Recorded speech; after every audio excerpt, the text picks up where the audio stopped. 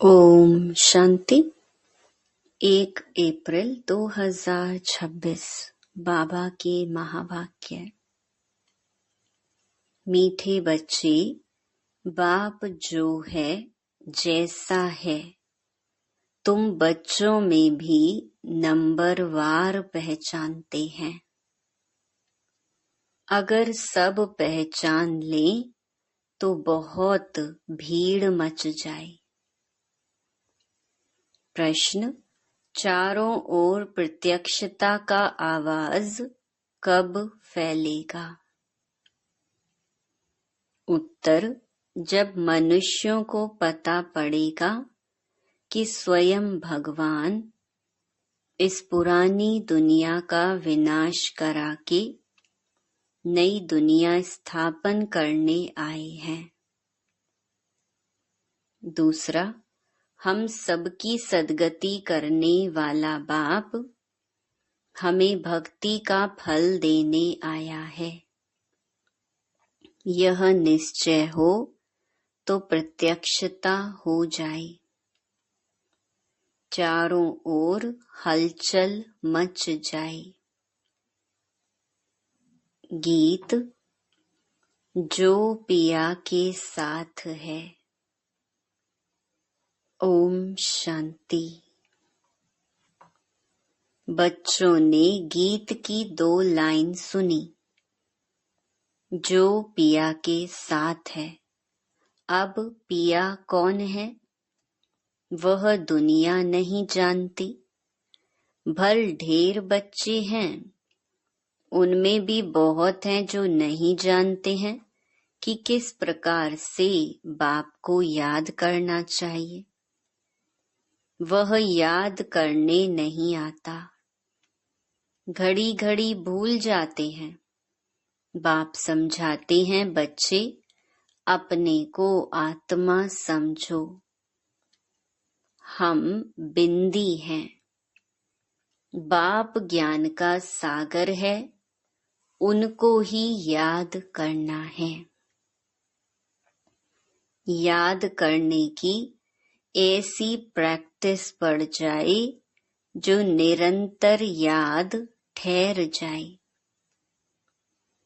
पिछाड़ी में यही याद रहे कि हम आत्मा हैं, शरीर तो है, परंतु यह ज्ञान बुद्धि में रखना है कि हम आत्मा हैं। बाप का डायरेक्शन मिला हुआ है, मैं जो हूँ उस रूप में कोई विरला याद करते हैं। देह अभिमान में बच्चे बहुत आ जाते हैं। बाप ने समझाया है, कोई को भी जब तक बाप का परिचय नहीं दिया है तब तक कुछ भी समझ नहीं सकेंगे। पहले तो उन्हों को यह मालूम पड़े कि वह निराकार हमारा बाप गीता का भगवान है। वही सर्व का सद्गति दाता है। वह इस समय सद्गति करने का पार्ट बजा रहे हैं। इस पॉइंट में निश्चय बुद्धि हो जाए तो फिर जो भी इतने साधु संत आदि हैं सब 1 सेकंड में आ जाएं। भारत में बड़ा हंगामा मच जाए। अभी मालूम पड़ जाए कि यह दुनिया विनाश होने वाली है। इस बात का निश्चय हो जाए तो बंबई से लेकर आबू तक क्यू लग जाए। लेकिन इतना जल्दी कोई को निश्चय नहीं हो सकता। तुम जानते हो विनाश होना है। यह सब घोर निद्रा में सोए ही रहने हैं। फिर अंत समय तुम्हारा प्रभाव निकलेगा। मासी का घर नहीं है जो इस बात में निश्चय हो जाए कि गीता का भगवान परम पिता परमात्मा शिव है। यह प्रसिद्ध हो जाए तो सारे भारत में आवाज हो जाए। अभी तो तुम एक को समझाएंगे तो दूसरा कहेगा तुमको जादू लग गया है। यह झाड़ बहुत धीरे धीरे बढ़ना है। अभी थोड़ा टाइम है, फिर भी पुरुषार्थ करने में हर्जा नहीं है। तुम बड़े बड़े लोगों को समझाते हो, परंतु वे कुछ भी समझते थोड़े ही हैं। बच्चों में भी कई इस नॉलेज को समझते नहीं हैं। बाप की याद नहीं तो वह अवस्था नहीं। बाप जानते हैं निश्चय किसको कहा जाता है। अभी तो कोई 1-2% भी मुश्किल बाप को याद करते हैं। भल यहाँ बैठे हैं, बाप के साथ वह लव नहीं रहता। इसमें लव चाहिए, तकदीर चाहिए। बाप से लव हो तो समझें। हमको कदम कदम श्रीमत पर चलना है। हम विश्व के मालिक बनते हैं। आधा कल्प का देही अभिमान बैठा हुआ है, सो अब देही अभिमानी बनने में बड़ी मेहनत लगती है। अपने को आत्मा समझ मोस्ट बिलवेड बाप को याद करना मासी का घर नहीं है। उनके चेहरे में ही रौनक आ जाए। कन्या शादी करती है, जेवर आदि पहनती है तो चेहरे में एकदम खुशी आ जाती है। परंतु यहाँ तो साजन को याद ही नहीं करते तो वह शक्ल मुरझाई हुई रहती है। बात मत पूछो। कन्या शादी करती है तो चेहरा खुशनुमा हो जाता है। कोई की तो शादी के बाद भी शक्ल मुर्दे जैसी रहती है। किस्म किस्म के होते हैं। कोई तो दूसरे घर में जाकर मूंज पड़ती है, तो यहाँ भी ऐसे है। बाप को याद करने की मेहनत है। यह गायन अंत का है कि अति इंद्रिय सुख गोपी वल्लभ के गोप गोपियों से पूछो। अपने को गोप गोपी समझना और निरंतर बाप को याद करना, वह अवस्था होनी है। बाप का परिचय सबको देना है। बाप आया हुआ है, वो वर्षा दे रही है। इसमें सारी नॉलेज आ जाती है। लक्ष्मी नारायण ने जब 84 जन्म पूरे किए, तब बाप ने अंत में आकर उन्हों को राजयोग सिखाकर राजाई दी। लक्ष्मी नारायण का यह चित्र है नंबर 1। तुम जानते हो उन्होंने आगे जन्म में ऐसे कर्म किए हैं, वह कर्म अब बाप सिखला रहे हैं। कहते हैं मन मना भव, पवित्र रहो। कोई भी पाप मत करो, क्योंकि तुम अभी स्वर्ग के मालिक पुण्य आत्मा बनते हो। आधा कल्प माया रावण पाप कराती आई है। अब अपने से पूछना है, हमसे कोई पाप तो नहीं होता है। पुण्य का काम करते रहते हैं, अंधों की लाठी बने हैं। बाप कहते हैं मन मना भव। यह भी पूछना होता है कि मन मना भव किसने कहा। वह कहेंगे श्री कृष्ण ने कहा। तुम मानते हो परम पिता परमात्मा शिव ने कहा। रात दिन का फर्क है। शिव जयंती के साथ है गीता जयंती, गीता जयंती के साथ श्री कृष्ण जयंती। तुम जानते हो हम भविष्य में प्रिंस बनेंगे। बेगर टू प्रिंस बनना है। यह एम ऑब्जेक्ट ही राजयोग की है।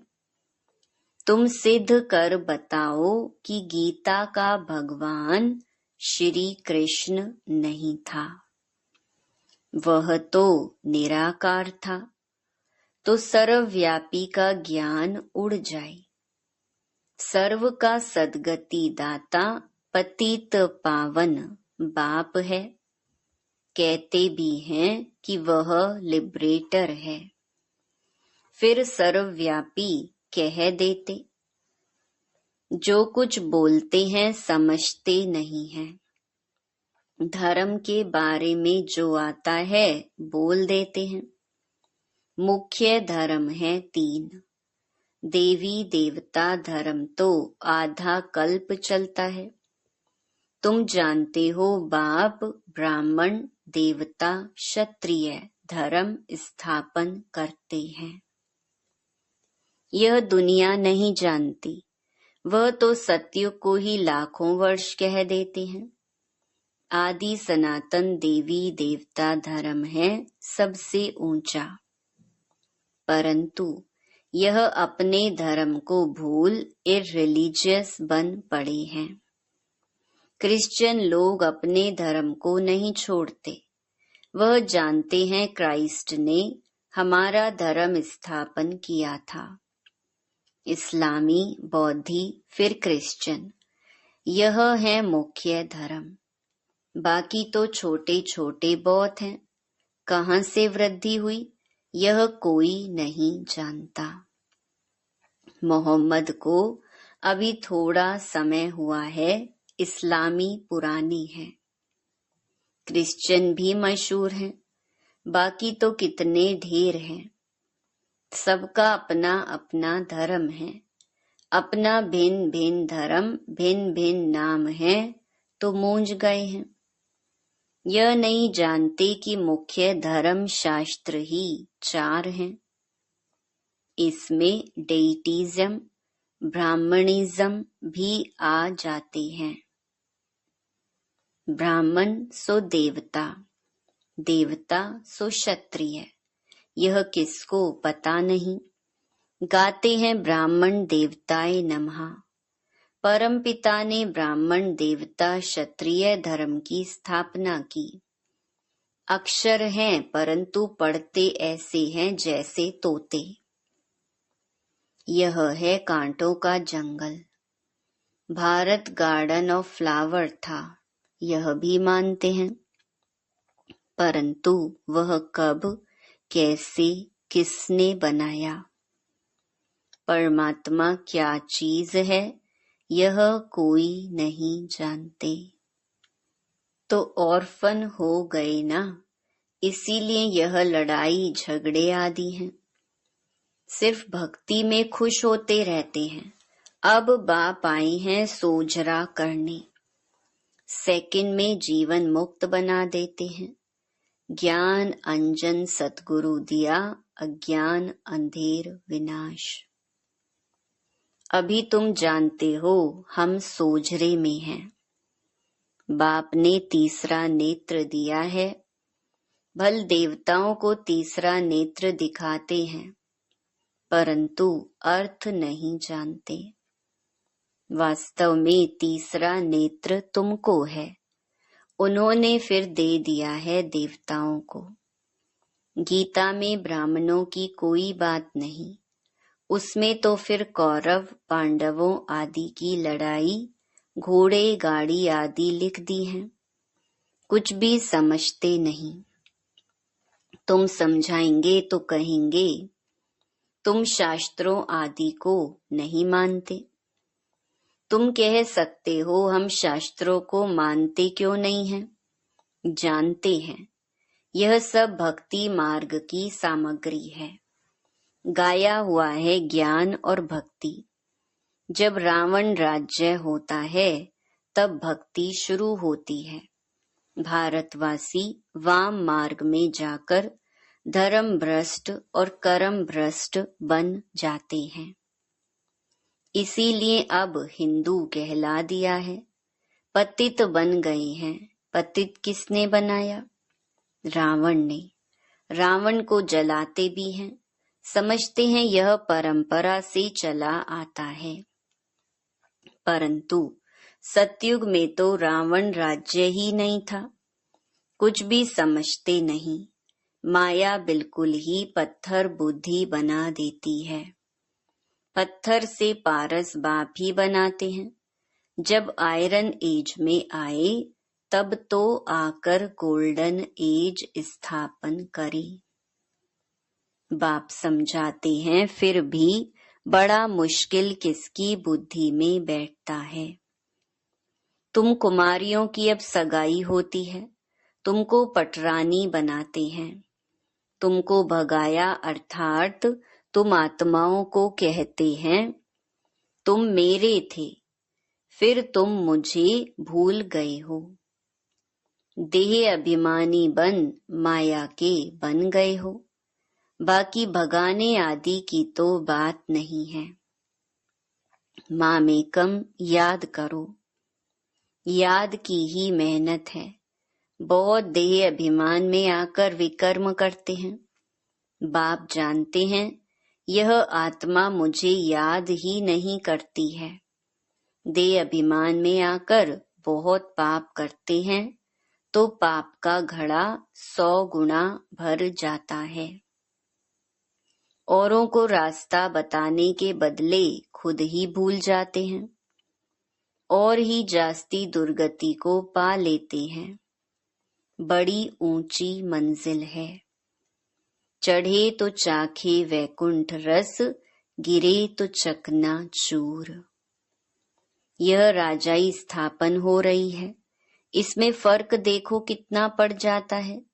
कोई तो पढ़कर आसमान में चढ़ जाते हैं, कोई पट में पड़ जाते हैं। बुद्धि डल होती है तो पढ़ नहीं सकते हैं। कोई कोई कहते हैं बाबा हम किसको समझा नहीं सकते हैं। कहता हूँ अच्छा सिर्फ अपने को आत्मा समझो। मुझ बाप को याद करो तो मैं तुमको सुख दूंगा। परंतु याद ही नहीं करते हैं। याद करें तो औरों को याद दिलाते रहें। बाप को याद करें तो पाप नष्ट हो जाएं। उनकी याद बिगर तुम सुख धाम में जा नहीं सकते हो। 21 जन्मों का वर्षा निराकार बाप से मिल सकता है। बाकी तो सब अल्पकाल का सुख देने वाले हैं। कोई को रिद्धि सिद्धि से बच्चा मिल गया व आशीर्वाद से लॉटरी मिल गई तो बस विश्वास बैठ जाता है। कोई को 2-4 करोड़ फायदा हो जाएगा, बस बहुत महिमा करेंगे। परंतु वह तो है अल्पकाल के लिए। 21 जन्मों के लिए हेल्थ वेल्थ तो मिल नहीं सकती है ना। परंतु मनुष्य नहीं जानते हैं, दोष भी नहीं दे सकते हैं। अल्पकाल के सुख में ही खुश हो जाते हैं। बाप तुम बच्चों को राजयोग सिखलाकर स्वर्ग की बादशाही देते हैं। कितना सहज है। कोई तो बिल्कुल समझा नहीं सकते। कोई समझते भी हैं परंतु योग पूरा ना होने के कारण कोई को तीर नहीं लगता है। देह अभिमान में आने से कुछ न कुछ पाप होते रहते हैं। योग ही मुख्य है। तुम योग बल से विश्व के मालिक बनते हो। प्राचीन योग भगवान ने सिखाया था, ना कि श्री कृष्ण ने। याद की यात्रा बड़ी अच्छी है। तुम ड्रामा देखकर आओ तो बुद्धि में सारा सामने आ जाएगा। कोई को बताने में टाइम लगेगा, यह भी ऐसे है। बीज और झाड़, यह चक्कर बड़ा क्लियर है। शांति धाम, सुख धाम, दुख धाम, सेकंड का काम है ना, परंतु याद भी रहे ना। मुख्य बात है बाप का परिचय। बाप कहते हैं मेरे को याद करने से तुम सब कुछ जान जाएंगे। अच्छा, शिव बाबा तुम बच्चों को याद करते हैं, ब्रह्मा बाबा याद नहीं करते हैं। शिव बाबा जानते हैं हमारे सपूत बच्चे कौन कौन हैं। सर्विसेबल सपूत बच्चों को तो याद करते हैं, यह थोड़े ही किसको याद करेंगे। इनकी आत्मा को तो डायरेक्शन है, माँ में कम याद करो। अच्छा, मीठे मीठे सिकिलधे बच्चों प्रति माता पिता बाप दादा का याद प्यार और गुड मॉर्निंग। रूहानी बाप की रूहानी बच्चों को नमस्ते। धारणा के लिए मुख्य सार। पहला, तकदीरवान बनने के लिए एक बाप से सच्चा सच्चा लव रखना है। लव रखना माना कदम कदम एक की ही श्रीमत पर चलते रहना। दूसरा, रोज पुण्य का काम अवश्य करना है। सबसे बड़ा पुण्य है सबको बाप का परिचय देना, बाप को याद करना और सबको बाप की याद दिलाना। वरदान, अपनी दृष्टि और वृत्ति के परिवर्तन द्वारा सृष्टि को बदलने वाले साक्षात्कार मूर्त भव। अपनी वृत्ति के परिवर्तन से दृष्टि को दिव्य बनाओ, तो दृष्टि द्वारा अनेक आत्माएं अपने यथार्थ रूप, यथार्थ घर तथा यथार्थ राजधानी देखेंगी। ऐसा यथार्थ साक्षात्कार कराने के लिए वृत्ति में जरा भी देह अभिमान की चंचलता ना हो, तो वृत्ति के सुधार से दिव्य दृष्टि बनाओ, तब यह सृष्टि परिवर्तन होगी। देखने वाले अनुभव करेंगे कि यह नैन नहीं, लेकिन यह एक जादू की डिबियां हैं। यह नैन साक्षात्कार के साधन बन जाएंगे। स्लोगन, सेवा के उमंग उत्साह के साथ बेहद की वैराग्य वृत्ति ही सफलता का आधार है। ये अव्यक्त इशारे महान बनने के लिए मधुरता और नम्रता का गुण धारण करो। मधुरता के गुण को धारण करने वाला यहाँ भी महान बनता है और वहाँ भी मर्तबा पाता है।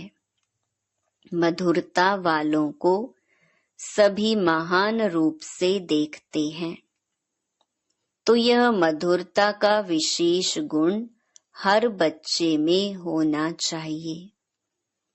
मधुरता की मधु जिनके साथ है, उन्हें हर कार्य में सफलता ही सफलता है।